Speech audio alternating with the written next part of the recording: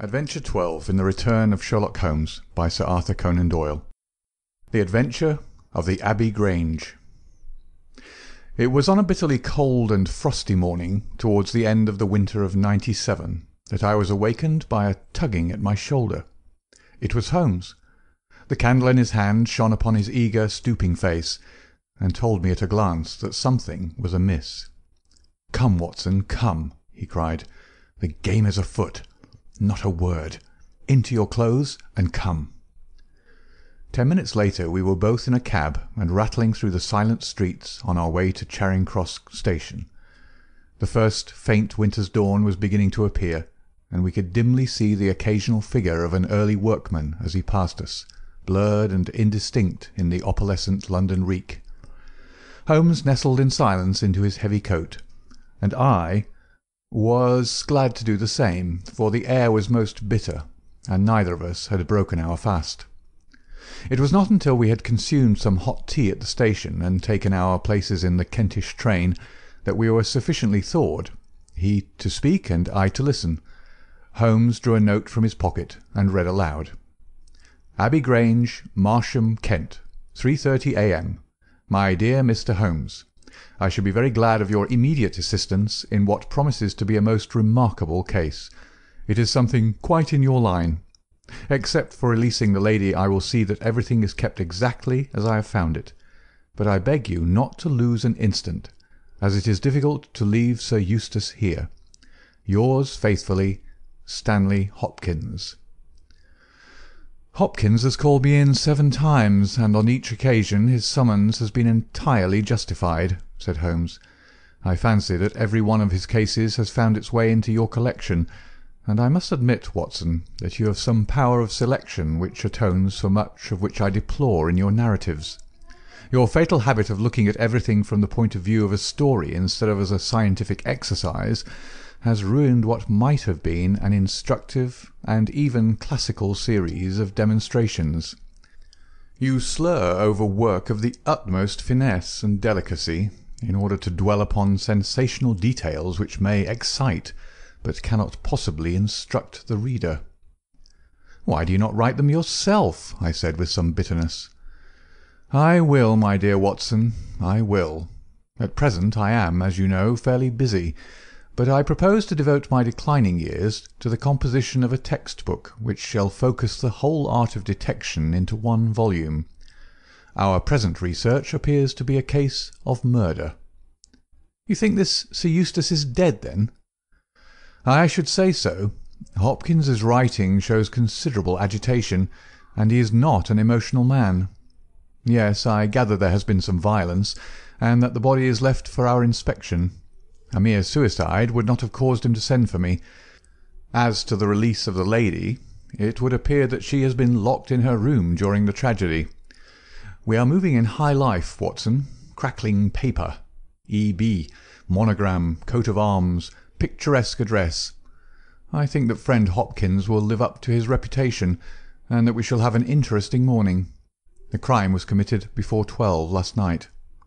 "How can you possibly tell?" "By an inspection of the trains, and by reckoning the time. The local police had to be called in. They had to communicate with Scotland Yard. Hopkins had to go out, and he in turn had to send for me. All that makes a fair night's work. Well, here we are at Chislehurst Station, and we shall soon set our doubts at rest." A drive of a couple of miles through narrow country lanes brought us to a park gate, which was opened for us by an old lodge-keeper whose haggard face bore the reflection of some great disaster. The avenue ran through a noble park, between lines of ancient elms, and ended in a low, widespread house, pillared in front after the fashion of Palladio. The central part was evidently of a great age, and shrouded in ivy, but the large windows showed that modern changes had been carried out, and one wing of the house appeared to be entirely new. The youthful figure and alert, eager face of Inspector Stanley Hopkins confronted us in the open doorway. "I'm very glad you've come, Mr. Holmes, and you too, Dr. Watson. But indeed, if I'd my time over again, I should not have troubled you, for since the lady's come to herself, she has given so clear an account of the affair that there's not much left for us to do. You remember that Lewisham gang of burglars? What, the three Randalls? Exactly, the father and two sons. It's their work, I've no doubt of it. They did a job at Sydenham a fortnight ago, and were seen and described. Rather cool to do another so soon and so near. But it is they, beyond all doubt. It's a hanging matter this time. Sir Eustace is dead, then? Yes, his head was knocked in with his own poker. Sir Eustace Brackenstall, the driver tells me. Exactly. One of the richest men in Kent. Lady Brackenstall is in the morning room. Poor lady. She has had a most dreadful experience. She seemed half dead when I first saw her. I think you'd best see her and hear her account of the facts. Then we'll examine the dining-room together. Lady Brackenstall was no ordinary person. Seldom have I seen so graceful a figure, so womanly a presence, and so beautiful a face. She was a blonde, golden-haired, blue-eyed, and would no doubt have had the perfect complexion which goes with such colouring, had not her recent experience left her drawn and haggard. Her sufferings were physical as well as mental, for over one eye rose a hideous plum-coloured swelling, which her maid, a tall, austere woman, was bathing assiduously with vinegar and water. The lady lay back exhausted upon her couch, but her quick, observant gaze as we entered the room, and the alert expression of her beautiful features, showed that neither her wits nor her courage had been shaken by her terrible experience. She was enveloped in a loose dressing-gown of blue and silver, but a black sequin-covered dinner-dress lay upon the couch beside her. "I have told you all that happened, Mr. Hopkins," she said wearily. "Could you not repeat it for me? Well, if you think it necessary, I will tell these gentlemen what occurred. Have they been in the dining-room yet?" "I thought they had better hear your ladyship's story first." "I shall be glad when you can arrange matters. It is horrible to me to think of him still lying there." She shuddered, and buried her face in her hands. As she did so, the loose gown fell back from her forearms. Holmes uttered an exclamation. "You have other injuries, madam. What is this?" Two vivid red spots stood out on one of the white round limbs. She hastily covered it. "It is nothing. It has no connection with this hideous business to-night. If you and your friend will sit down, I will tell you all I can. I am the wife of Sir Eustace Brackenstall. I have been married about a year. I suppose that it is no use my attempting to conceal that our marriage has not been a happy one. I fear that all our neighbours would tell you that, even if I were to attempt to deny it. Perhaps the fault may be partly mine. I was brought up in the freer, less conventional atmosphere of South Australia, and this English life, with its proprieties and its primness, is not congenial to me. But the main reason lies in the one fact which is notorious to everyone, and that is that Sir Eustace was a confirmed drunkard. To be with such a man for an hour is unpleasant. Can you imagine what it means for a sensitive and high-spirited woman to be tied to him for day and night? It is a sacrilege, a crime, a villainy to hold that such a marriage is binding. I say that these monstrous laws of yours will bring a curse upon the land. God will not let such wickedness endure." For an instant she sat up, her cheeks flushed and her eyes blazing from under the terrible mark upon her brow.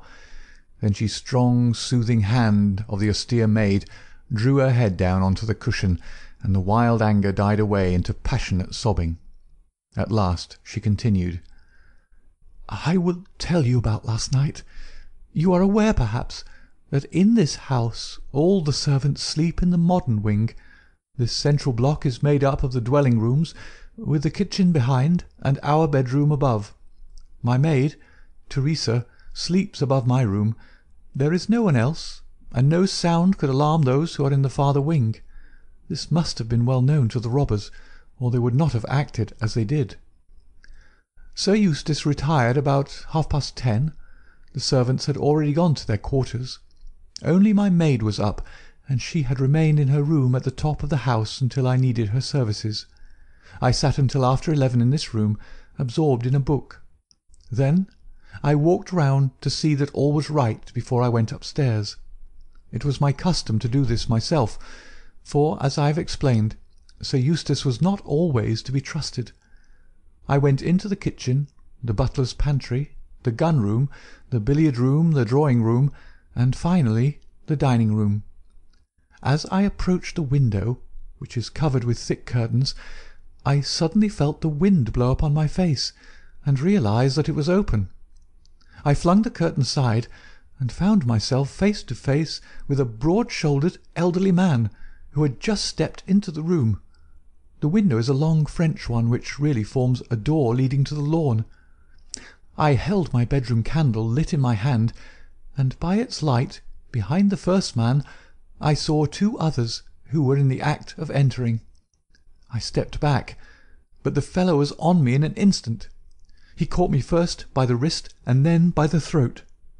I opened my mouth to scream, but he struck me a savage blow with his fist over the eye and felled me to the ground. I must have been unconscious for a few minutes, for when I came to myself I found that they had torn down the bell-rope and had secured me tightly to the oaken chair which stands at the head of the dining-room table. I was so firmly bound that I could not move, and a handkerchief round my mouth prevented me from uttering a sound.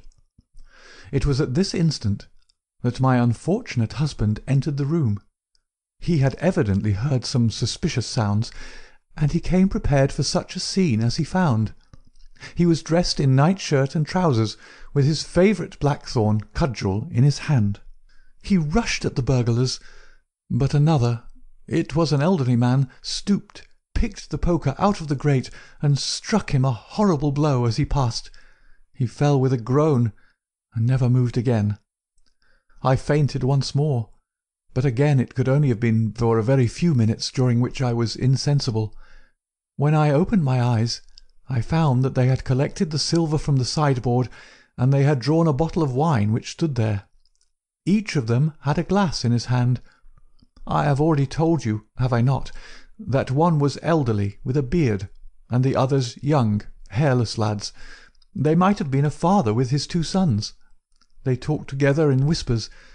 Then they came over and made sure that I was securely bound. Finally they withdrew, closing the window after them. It was quite a quarter of an hour before I got my mouth free. When I did so, my screams brought the maid to my assistance. The other servants were soon alarmed, and we sent for the local police, who instantly communicated with London. That is really all that I can tell you, gentlemen, and I trust that it will not be necessary for me to go over so painful a story again. "Any questions, Mr. Holmes?" asked Hopkins. "I will not impose any further tax upon Lady Brackenstall's patience and time," said Holmes. "Before I go into the dining-room, I should like to hear your experience." He looked at the maid. "I saw the man before ever they came into the house," said she. "As I sat by my bedroom window, I saw 3 men in the moonlight down by the lodge gate yonder, but I thought nothing of it at the time. It was more than an hour after that I heard my mistress scream, and down I ran to find her, poor lamb, just as she says, and him on the floor with his blood and brains over the room. It was enough to drive a woman out of her wits, tied there, and her very dress spotted with him. But she never wanted courage, did Miss Mary Fraser of Adelaide, and Lady Brackenstall of Abbey Grange hasn't learned new ways. You've questioned her long enough, you gentlemen, and now she's coming to her own room, just with her old Teresa, to get the rest that she badly needs." With a motherly tenderness, the gaunt woman put her arm round her mistress and led her from the room. "She's been with her all her life," said Hopkins. "Nursed her as a baby, and came with her to England when they first left Australia 18 months ago. Teresa Wright is her name, and the kind of maid you don't pick up nowadays. This way, Mr. Holmes, if you please." The keen interest had passed out of Holmes's expressive face, and I knew that with the mystery all the charm of the case had departed. There still remained an arrest to be effected, but what were these commonplace rogues that he should soil his hands with them? An abstruse and learned specialist, who finds that he has been called in for a case of measles, would experience something of the annoyance which I read in my friend's eyes. Yet the scene in the dining-room of the Abbey Grange was sufficiently strange to arrest his attention and to recall his waning interest. It was a very large and high chamber, with carved oak ceiling, oaken panelling, and a fine array of deer's heads and ancient weapons around the walls. At the further end from the door was the high French window of which we had heard. 3 smaller windows on the right-hand side filled the apartment with cold winter sunshine. On the left was a large, deep fireplace, with a massive overhanging oak mantelpiece. Beside the fireplace was a heavy oaken chair with arms and crossbars at the bottom. In and out through the open woodwork was woven a crimson cord, which was secured at each side to the crosspiece below. In releasing the lady, the cord had been slipped off her, but the knots with which it had been secured still remained. These details only struck our attention afterwards, for our thoughts were entirely absorbed by the terrible object which lay upon the tiger-skin hearthrug in front of the fire.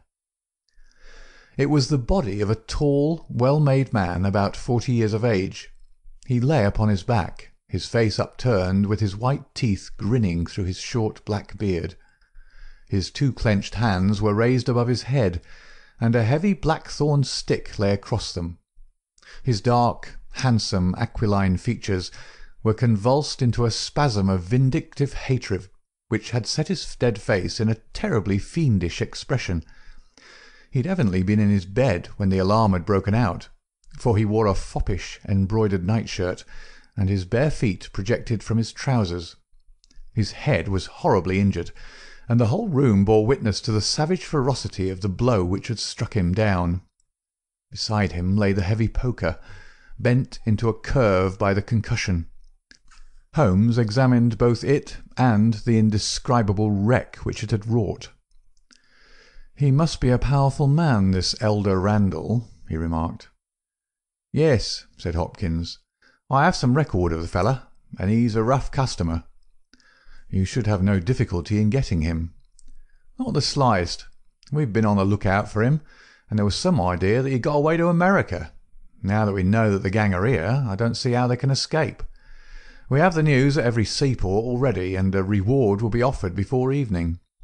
What beats me is how they could have done so mad a thing, knowing that the lady could describe 'em, and that we could not fail to recognise the description." "Exactly.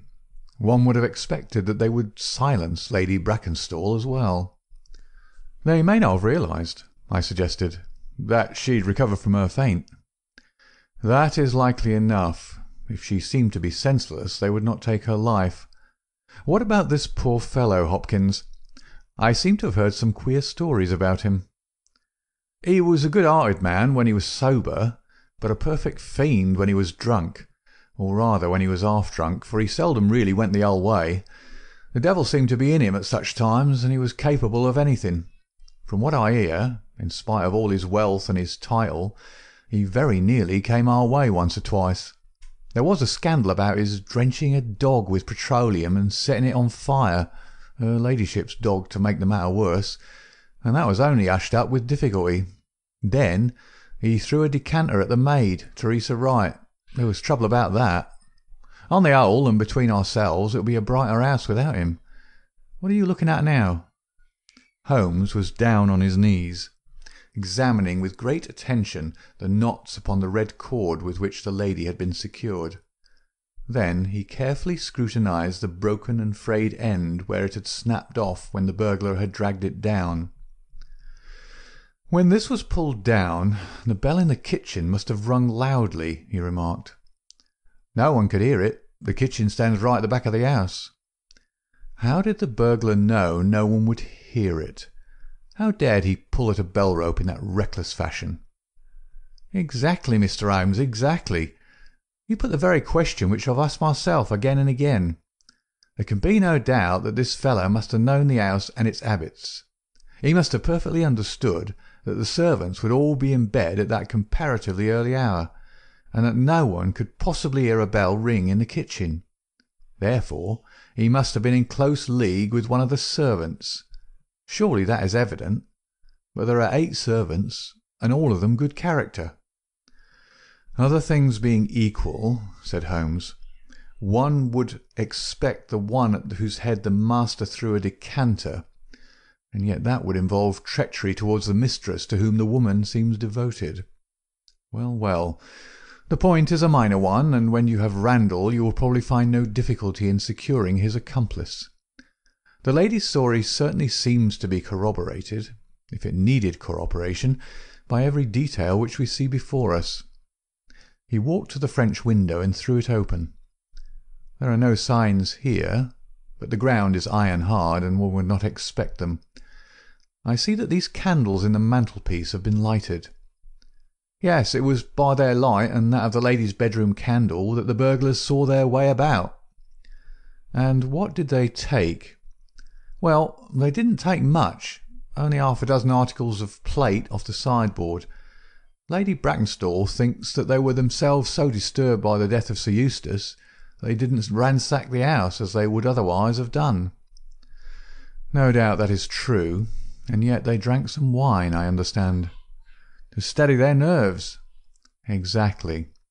These 3 glasses upon the sideboard have been untouched, I suppose. Yes, and the bottle stands as I left it. Let us look at it. Hello? Hello? What is this? The 3 glasses were grouped together, all of them tinged with wine, and one of them containing some dregs of beeswing. The bottle stood near them, 2/3 full, and beside it lay a long, deeply stained cork. Its appearance and the dust upon the bottle showed that it was no common vintage which the murderers had enjoyed. A change had come over Holmes's manner. He had lost his listless expression, and again I saw an alert light of interest in his keen, deep-set eyes. He raised the cork and examined it minutely. "How did they draw it?" he asked. Hopkins pointed to a half-opened drawer. In it lay some table linen and a large corkscrew. "Did Lady Brackenstall say that screw was used?" "No. You remember that she was senseless at the moment when the bottle was opened?" "Quite so. As a matter of fact, that screw was not used. This bottle was opened by a pocket screw, probably contained in a knife and not more than 1.5 inches long. If you'll examine the top of the cork, you will observe that the screw was driven in 3 times before the cork was extracted. It has never been transfixed. This long screw would have transfixed it and drawn it up with a single pull.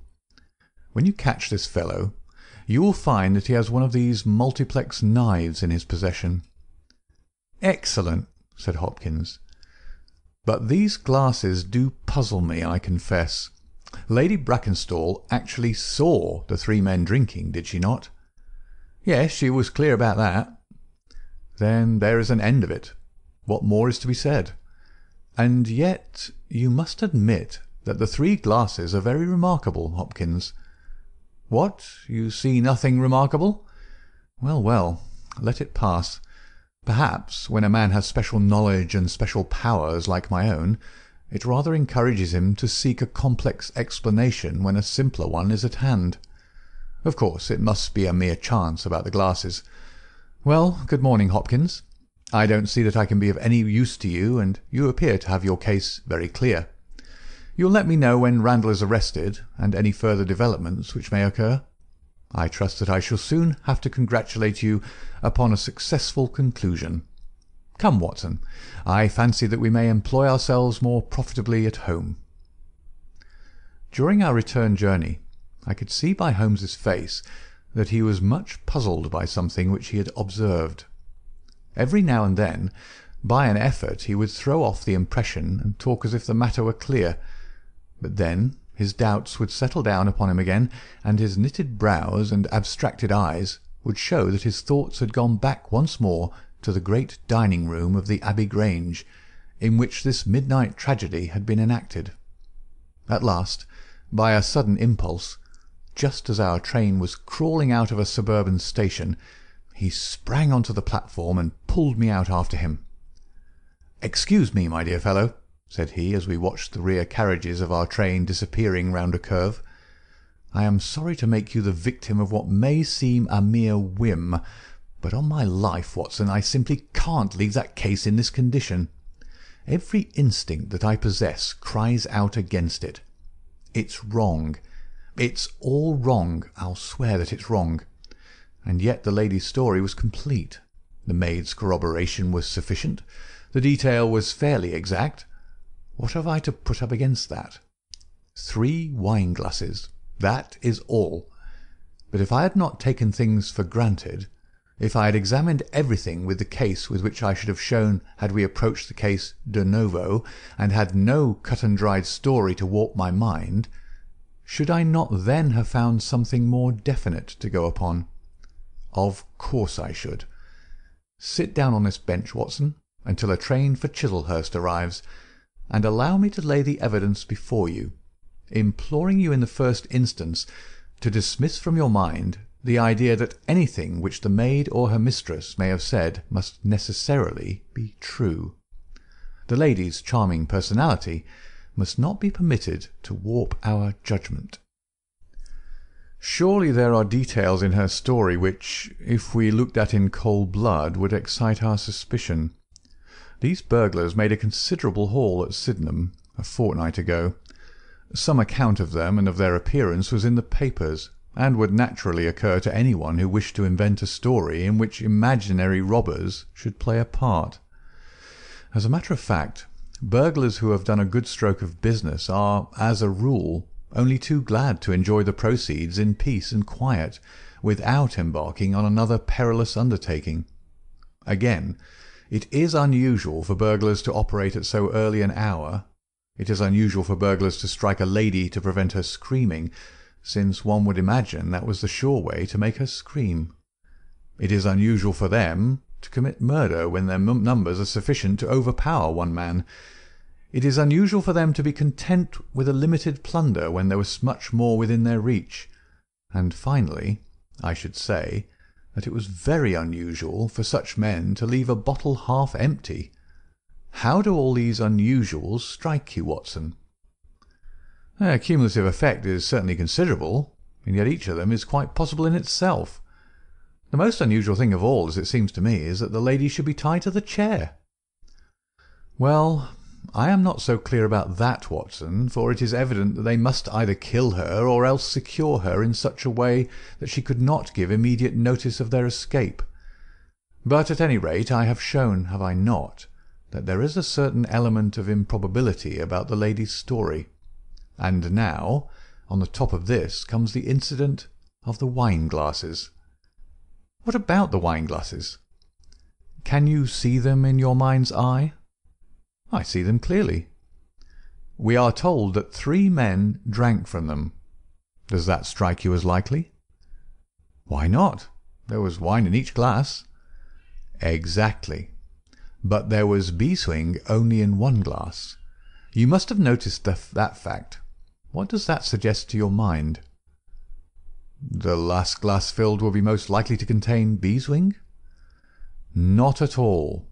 The bottle was full of it, and it is inconceivable that the first 2 glasses were clear and the third heavily charged with it. There are 2 possible explanations, and only 2. One is that after the second glass was filled, the bottle was violently agitated, and so the third glass received the beeswing. That does not appear probable. No, I am sure that I am right. What then do you suppose? That only 2 glasses were used, and that the dregs of both were poured into a third glass, so as to give the false impression that 3 people had been here. In that way all the beeswing would be in the last glass, would it not? Yes, I am convinced that this is so. But if I have hit upon the true explanation of this one small phenomenon, then in an instant the case rises from the commonplace to the exceedingly remarkable, for it can only mean that Lady Brackenstall and her maid have deliberately lied to us, that not one word of their story is to be believed, that they have some very strong reason for covering the real criminal, and that we must construct our case for ourselves without any help from them. That is the mission which now lies before us, and here, Watson, is the Sydenham train. The household at the Abbey Grange were much surprised at our return, but Sherlock Holmes, finding that Stanley Hopkins had gone off to report to headquarters, took possession of the dining-room, locked the door upon the inside, and devoted himself for 2 hours to one of those minute and laborious investigations which formed the solid basis on which his brilliant edifices of deduction were reared.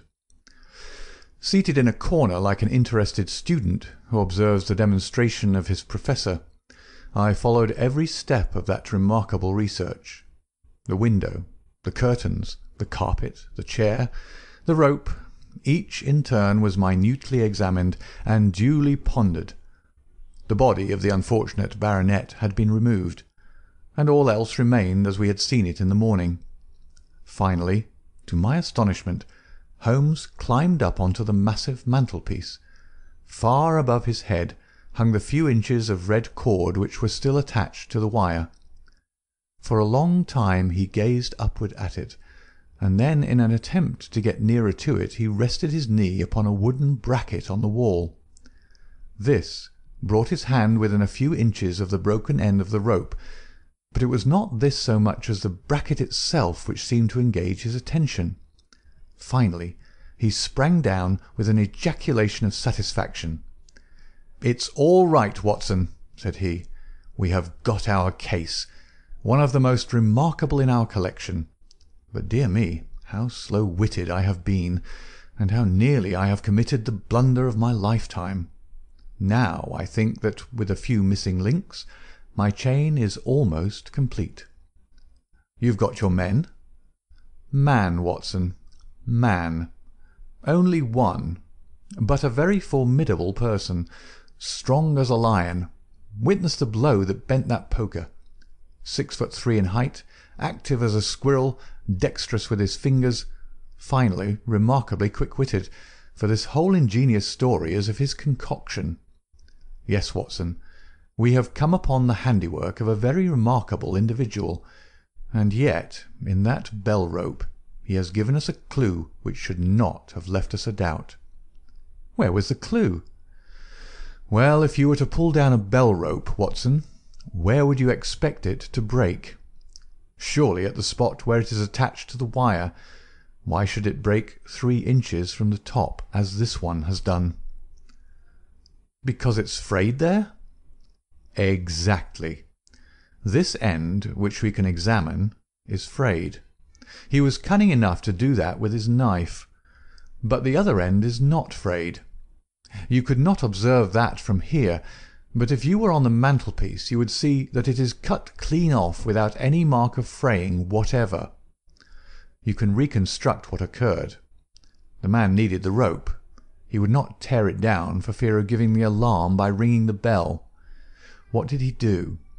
He sprang up on the mantelpiece, could not quite reach it, put his knee on the bracket, you will see the impression in the dust, and so got his knife to bear upon the cord.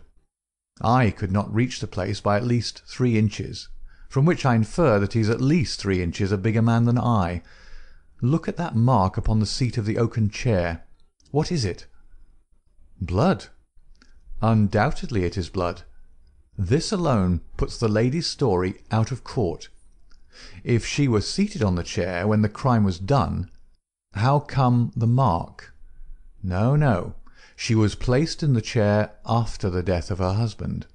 I'll wager that the black dress shows a corresponding mark to this. We have not yet met our Waterloo, Watson, but this is our Marengo, for it begins in defeat and ends in victory. I should like now to have a few words with the nurse Teresa. We must be wary for a while, if we are to get the information which we want." She was an interesting person, this stern Australian nurse, taciturn, suspicious, ungracious. It took some time before Holmes's pleasant manner and frank acceptance of all that she said thawed her into a corresponding amiability. She did not attempt to conceal her hatred for her late employer. "Yes, sir, it is true that he threw the decanter at me. I heard him call my mistress a name, and I told him that he should not dare speak to her as if her brother had been there. Then it was that he threw it at me.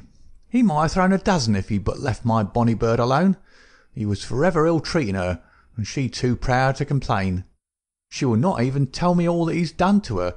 She never told me of those marks on her arm that you saw this morning, but I know very well what they came from a stab with a hat-pin. The sly devil! God forgive me that I should speak of him so, now that he's dead. But a devil he was, if ever one walked the earth. He was all honey when we first met him, only 18 months ago. We both feel as if it were 18 years. She'd only just arrived in London. Yes, it was her first voyage. She'd never been from home before. He won her with his title and his money and his false London ways. If she made a mistake, she's paid for it, if ever a woman did. What month did we meet him? Well, I tell you, it was just after we arrived. We arrived in June and it was July. We were married in January last year. Yes, she's down in the morning room again, and I have no doubt she'll see you. But you must not ask too much of her, for she's gone through all that flesh and blood will stand.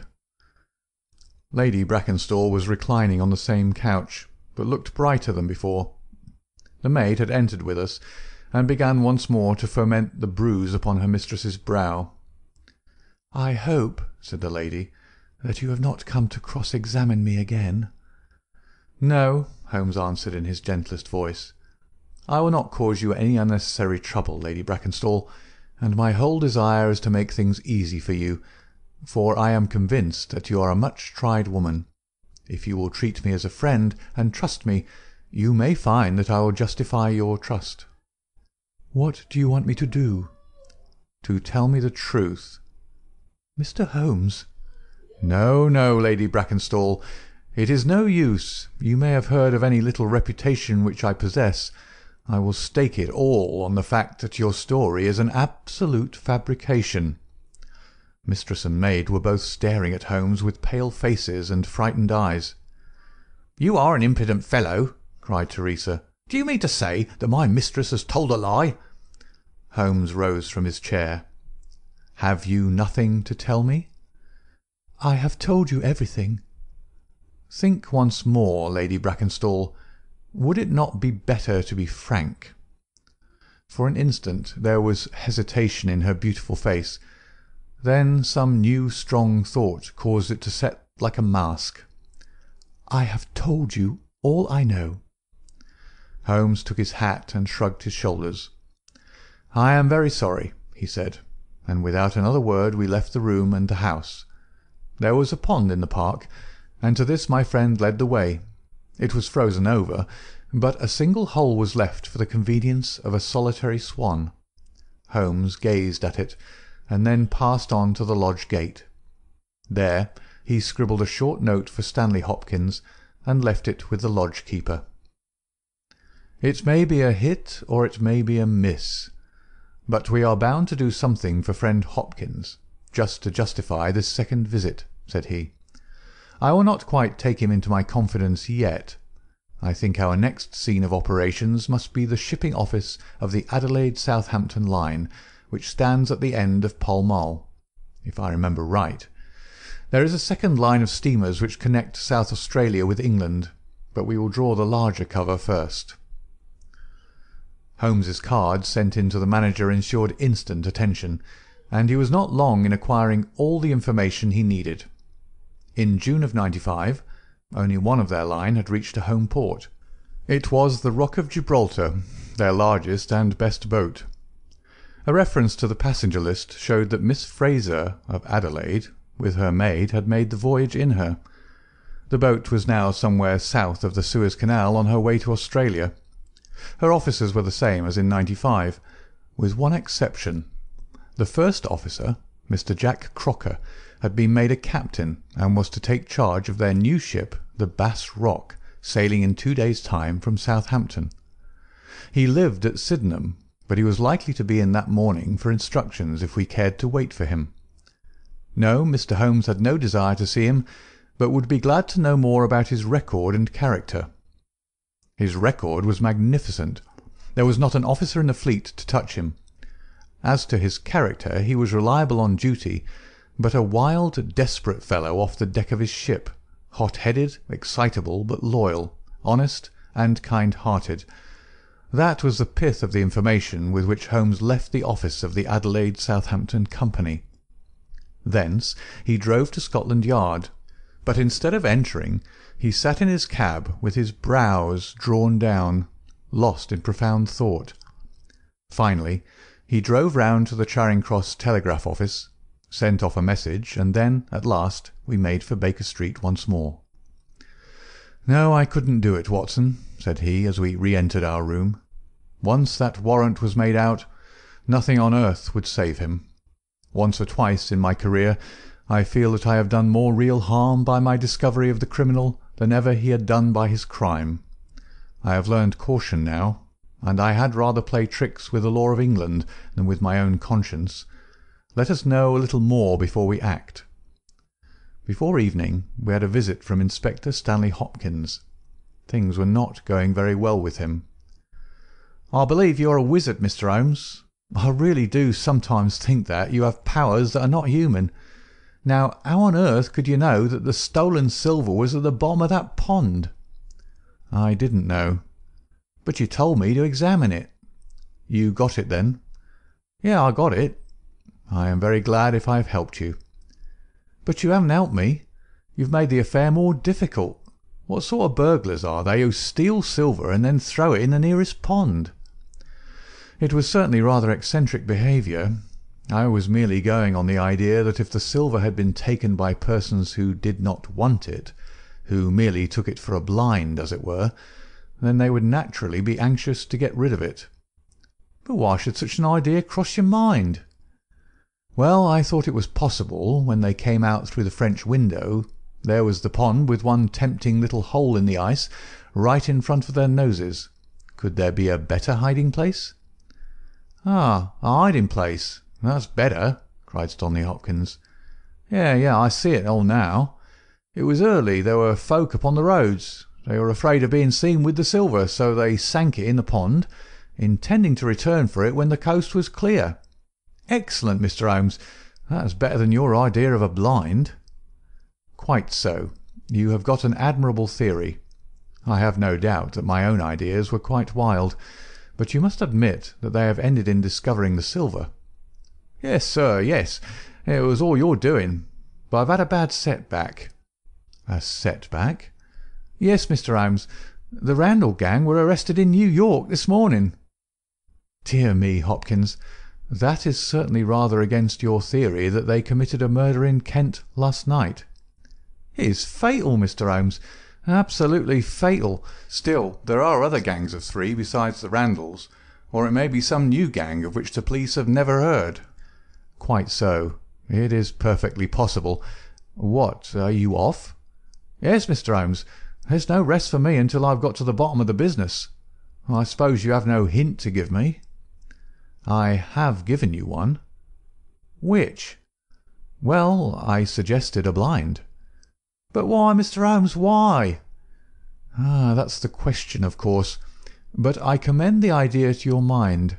You might possibly find that there was something in it. You won't stop for dinner? Well, good-bye, and let us know how you get on." Dinner was over, and the table cleared before Holmes alluded to the matter again. He had lit his pipe, and held his slippered feet to the cheerful blaze of the fire. Suddenly he looked at his watch. "I expect developments, Watson." "When?" "Now. Within a few minutes. I dare say you thought I acted rather badly to Stanley Hopkins just now." "I trust your judgment." "A very sensible reply, Watson. You must look at it this way. What I know is unofficial. What he knows is official. I have the right to private judgment, but he has none. He must disclose all, or he is a traitor to his service. In a doubtful case I would not put him in so painful a position, and so I reserve my information until my own mind is clear upon the matter." "But when will that be?" "The time has come. You will now be present at the last scene of a remarkable little drama." There was a sound upon the stairs, and our door was opened to admit as fine a specimen of manhood as ever passed through it. He was a very tall young man, golden-moustached, blue-eyed, with a skin which had been burned by tropical suns, and a springy step which showed that the huge frame was as active as it was strong. He closed the door behind him, and then he stood with clenched hands and heaving breast, choking down some overmastering emotion. "Sit down, Captain Crocker. You got my telegram?" "I got your telegram, and I came at the hour you said. I heard you had been down to the office. There's no getting away from you. Let's hear the worst. What are you going to do with me? Arrest me? Speak out, man. You can't sit there and play with me like a cat with a mouse." "Give him a cigar," said Holmes. "Bite on that, Captain Crocker, and don't let your nerves run away with you. I should not sit here smoking with you if I thought that you were a common criminal. You may be sure of that. Be frank with me, and we may do some good. Play tricks with me, and I'll crush you. What do you wish me to do?" "To give me a true account of all that happened at the Abbey Grange last night. A true account, mind you, with nothing added and nothing taken off. I know so much already that if you go 1 inch off the straight, I'll blow this police whistle from my window, and the affair goes out of my hands for ever." The sailor thought for a little. Then he struck his leg with his great sunburned hand. "I'll chance it," he cried. "I'll believe you, are a man of your word and a white man, and I'll tell you the whole story. But one thing I will say first. As far as I'm concerned, I regret nothing, and I fear nothing, and I'd do it all again and be proud of the job. Damn the beast, if he had as many lives as a cat, he'd owe them all to me. But it's the lady Mary Fraser, for never will I call her by that accursed name, when I think of getting her into trouble. I would give my life just to bring one smile to her dear face. It's that turns my soul into water, and yet, what less could I do? I'll tell you my story, gentlemen, and then I'll ask you, as man to man, what less could I do? I must go back a bit. You seem to know everything, so I expect that you know that I met her when she was a passenger and I was first officer of the Rock of Gibraltar. From the first day I met her, she was the only woman to me. Every day of that voyage I loved her more, and many a time since have I keeled down in the darkness of the night watch and kissed the deck of that ship because I knew her dear feet had trod on it. She was never engaged to me. She treated me as fairly as ever a woman treated a man. I've no complaint to make. It was all love on my side and all good comradeship and the friendship on hers. When we parted she was a free woman, but I could never again be a free man. Next time I came back from sea I heard of her marriage. Well, why shouldn't she marry whom she liked? Title and money, who could carry them better than she? She was born for all that is beautiful and dainty. I didn't grieve over her marriage. I was not such a selfish hound as that. I just rejoiced that good luck had come her way, and that she had not thrown herself away on a penniless sailor. That's how I loved Mary Fraser. Well, I never thought to see her again, but last voyage I was promoted, and the new boat was yet launched, so I had to wait for a couple of months with my people at Sydenham. One day out in a country lane I met Teresa Wright, her old maid. She told me all about her, all about him, about everything. I tell you, gentlemen, it nearly drove me mad. This drunken hound, that he should dare to raise his hand to her, whose boots he was not worthy to lick. I met Teresa again. Then I met Mary herself, and met her again. Then she would meet me no more, but the other day I had a notice that I was to start on my voyage within a week, and I determined that I would see her once before I left. Teresa was always my friend, for she loved Mary and hated this villain almost as much as I did. From her I learned the ways of the house. Mary used to sit up reading in her own little room downstairs. I crept round there last night and scratched at the window.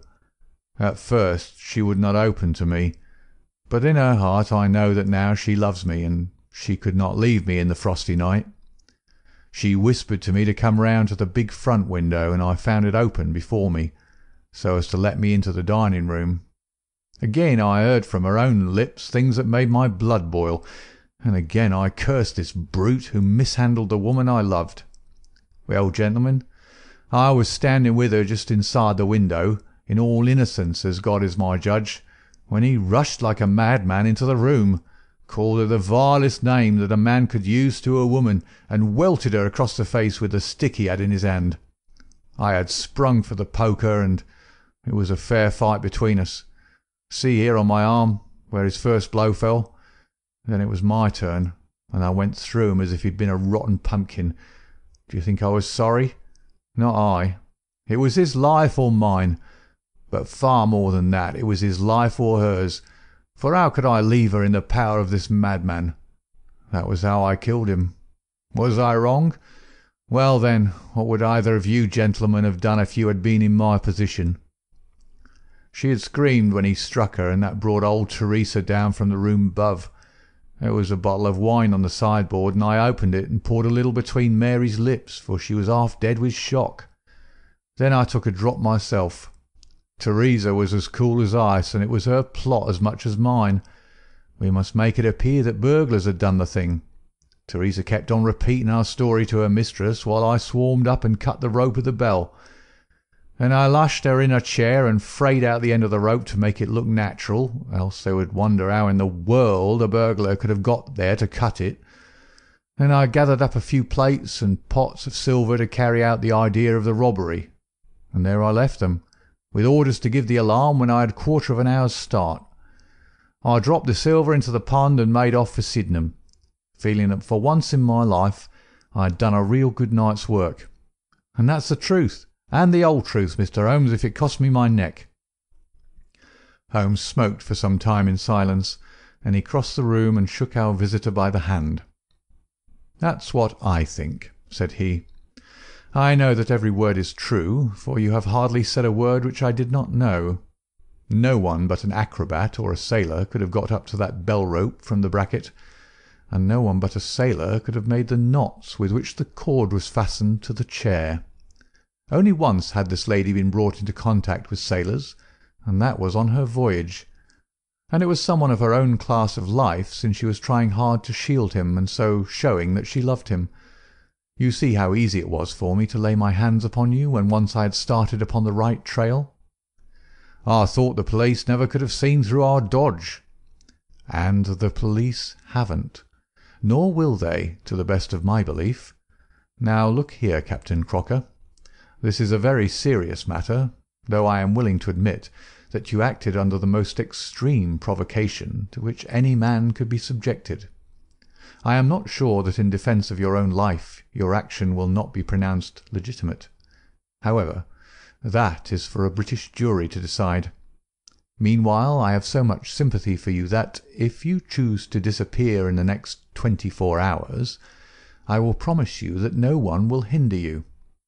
"And then it will all come out?" "Certainly it will come out." The sailor flushed with anger. "What sort of proposal is that to make a man? I know enough of law to understand that Mary would be held as accomplice. Do you think I would leave her alone to face the music while I slunk away? No, sir. Let them do their worst upon me, but for heaven's sake, Mr. Holmes, find some way to keep my poor Mary out of the courts." Holmes for a second time held out his hand to the sailor.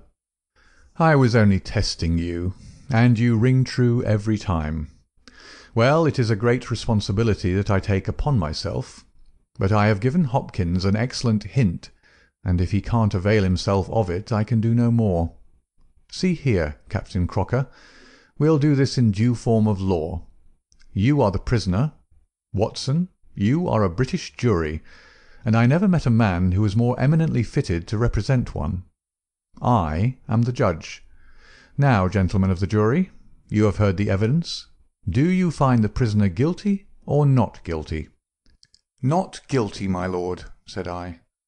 "Vox populi, vox Dei. You are acquitted, Captain Crocker. So long as the law does not find some other victim, you are safe from me. Come back to this lady in a year, and may her future and yours justify us in the judgment which we have pronounced this night. End of the adventure of the Abbey Grange.